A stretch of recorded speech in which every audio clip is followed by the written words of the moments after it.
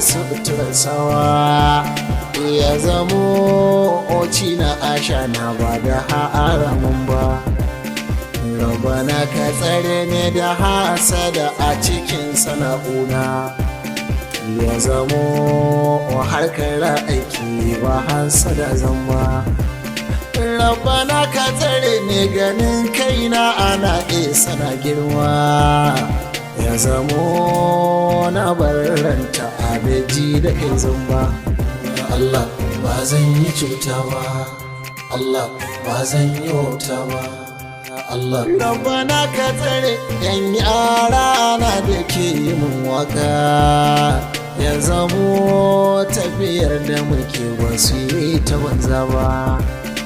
Rabbana ka tsare yan yara ana da ke yi mun hidima